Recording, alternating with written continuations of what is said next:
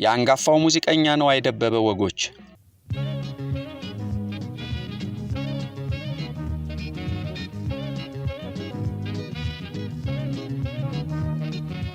ነዋይ ደበበ ልሳነ ወርቅ የሚባል ተጫዋች ነው ይሉታል የቅርብ ወዳጆቹ አንጋፋና ወጣት ሙዚቀኞች በአንድ ድምጽ።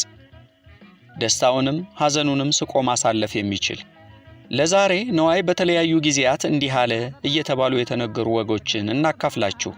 አንዳንዶቹ በራሱ አንደበት የተነገሩ፣ ቀሪዎቹ ደግሞ ከወዳጆቹ የተገኙ ናቸው። በቅድሚያ ወጎቹ ከጨዋታ ውጪ ሌላ ምንም አይነት ትርጉም እንደሌላቸው ያዙልን። ነዋይና ቴዲ አፍሮ። በነዋይ የመጨረሻው አልበም ላይ በተካተቱት ሙዚቃዎች የባለቤትነት መብት ላይ ብዙ ውዝግብ ተነስቶ ነበር ከታንጎ ሙዚቃ አሳታሚና አከፋፋይ ጋር። በዚህም ምክንያት ነዋይ ምን አይነት ሕግ የሌለበት ሀገር ነው፣ በራሴ ግጥምና ዜማ እንዴት በጠራራ ፀሐይ ስራዬንና ገንዘቤን እዘረፋለሁ በሚል በጣም አዝኖ ነበር። ይህንን ሐዘኑን የሰማው ቴዲ አፍሮ በቁጭት ነዋይ እኔ በራሴ ገንዘብ ጠበቃ ላቁምልህ ይለዋል። ነዋይም ቴዲን ለበጎነቱ አመስግኖ እሺ ግን የምታቆምልኝ ጠበቃ ማን ነው ብሎ ሲጠይቀው ቴዲ ጠበቃውን እንኳን አንተ በስም ላታውቀው ትችላለህ፣ ግን የቀድሞው ጠቅላይ ሚኒስትር ታምራት ላይኔ ጠበቃ ነበር ይለዋል። ነዋይም ብስጭቱን ትቶ ፈገግ በማለት ቴዲዬ ጠበቃ የምታቆምልኝ ከሆነ አይቀርማ ጠበቃው የታምራት ላይኔን ሳይሆን የስዬ አብርሃን ብታደርግልኝ ይሻለኛል ብሎ አብረውት የነበሩትን ሁሉንም ያስቃቸዋል። ምክንያቱም የቀድሞው ጠቅላይ ሚኒስትር ታምራት ላይኔ ጠበቃ ጠቅላይ ሚኒስትሩን ከመታሰር አላዳነው፣ የስዬ አብርሃ ግን አስፈትቶት ነበርና ነው።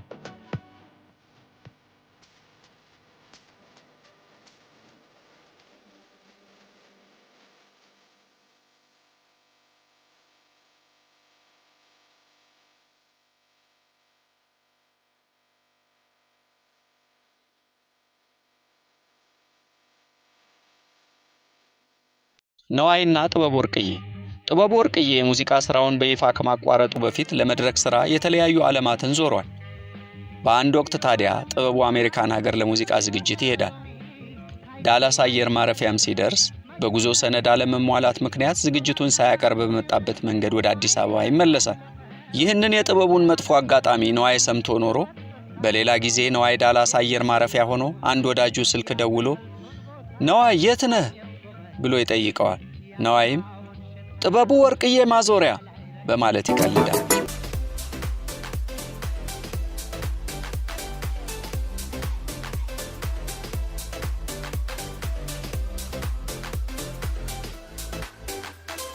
ነዋይና የመረዋ ህብረ ዝማሬ ቡድን አባላት። ነዋይ መረዋ የሚባሉትን የህብረ ዝማሬ ቡድን አባላት አግኝቷቸው እናንተ ናችሁ ያወቃችሁበት፣ እኔ 40 ዓመታት አንድ ብቻዬን ጮኼ ያልደረስኩበትን ዝና እናንተ እንደ እግር ኳስ ቡድን 11 ሆናችሁ በአንድ ዘፈን ፌመስ ሆናችሁ ብሏቸዋል።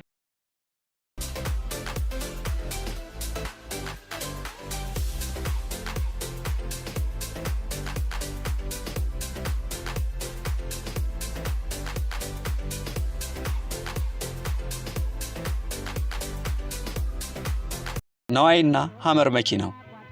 ባለቤቱ በስጦታ የሰጠችው የቅንጦት ሐመር መኪናውን በተመለከተ ሲጠየቅ ነዳጅ ፍጆታው ከፍተኛ መሆኑን ለመግለጽ ሌላ ምን ስራ አለኝ? ከጋዝ ስቴሽን ወደ ጋዝ ስቴሽን መንዳት ብቻ ሆኗል ስራዬ። ነዳጁን አትጠይቁኝ፣ ሰልባትየው ወይም ፊውል ታንኩ የሚያፈስ እኮ ነው የሚመስለው ብሏል።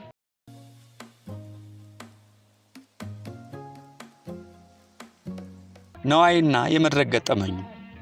ነዋይ ከረሜላ የሚለውን ሙዚቃውን ቀጥታ መድረክ ላይ እየተጫወተ ነበር። አንዷ ቆንጆ ከባሏ ጋር ሆና ስትጨፍር ነዋይ አንቺም ከረሜላ አንቺም ከረሜላ እያለ በዘፈኑ ያጫውታታል። ይህን ጊዜ ደህና አብሯት ሲደንስ የነበረው ባሏ ውዝዋዜውን አቁሞ በቅናት አይን ኮስተር ብሎ ሲያየው ነዋይ ባለቤቷ እንደተናደደ ገባውና ፈጠን ብሎ አንተም ከረሜላ አንተም ከረሜላ ብሎ ባልየውንም ሆነ ሁሉንም ታዳሚ ያስቋቸዋል።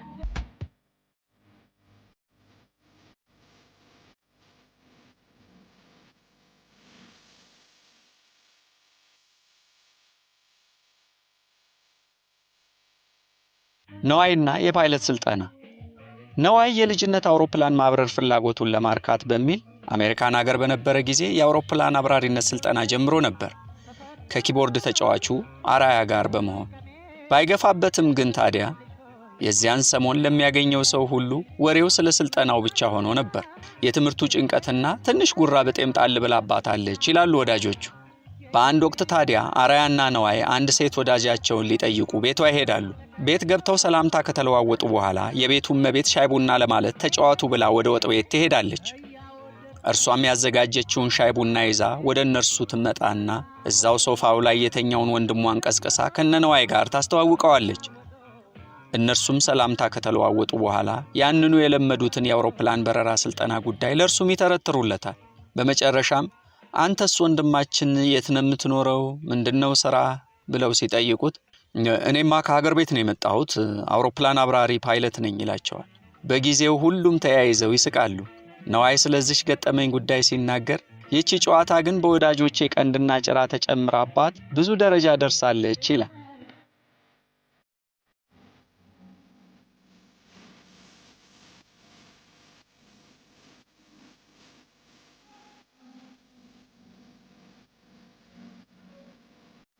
ነዋይና ትራፊክ ፖሊሱ። ነዋይ ለኢትዮጵያ ሚሊኒየም የስደት ህይወት በቃኝ ብሎ ጠቅሎ ወደ ሀገር ቤት ይገባል። እናም በጊዜው ጎተራ ማሳለጫ አዲስ መንገድ ነበርና ነዋይ በዚያ በኩል መኪና ሲያሽከረክር ለካስ በስተት ባልተፈቀደ መንገድ እየሄደ ነበር። በዚህም ትራፊክ ፖሊስ ያስቆመውና ሰላምታ ሰጥቶ መንጃ ፍቃድ ይለዋል። ነዋይም በትህትና የመኪናውን መስታወት ዝቅ አድርጎ መንጃ ፍቃዱን ይሰጣል። ትራፊክ ፖሊሱ መንጃ ፍቃዱን ሲያዩ የአሜሪካን ነው። በአግራሞት ኢንተርናሽናል መንጃ ፍቃድ ይዘህ ይህችን ቀላል ማሳለጫ ትሳሳታለህ ይለዋል። ነዋይም ወዳጄ ትንሽ ግር ብሎኝ ነው፣ ከሀገሬ ከወጣሁ ቆይቻለሁ፣ ብዙዎቹን አካባቢዎች ረስቻቸዋለሁ። ይገርምሃል ከ17 ዓመታት በኋላ ነው የተመለስኩት፣ በጣም ይቅርታ ይለዋል። ትራፊክ ፖሊሱም ተናዶ የቅጣት ወረቀት በማውጣት ስሙን ሊጽፍ መንጃ ፍቃዱን ሲያይ ነዋይ ደበበ ይላል። መጻፉን አቁሞ ወደ መኪናው ሲመለከት የሚወደው ድምፃዊ ነዋይ ነው። ነዋይ አገሬን አረሳም እያልክ ስትገይደን ኖረህ አሁን ረስቼ ምናምን ትላለህ በማለት በመቀለድ ብቻ ሳይቀጣው እንዳሰናበተው ነዋይ ተናግሯል። ነዋይ የቀሩ ብዙ ወጎች አሉት። ለዛሬ ይህችን አካፈልናችሁ። በሌላ ጊዜ ሌሎቹን እንጨምራለን። ቸርን ሰንብት።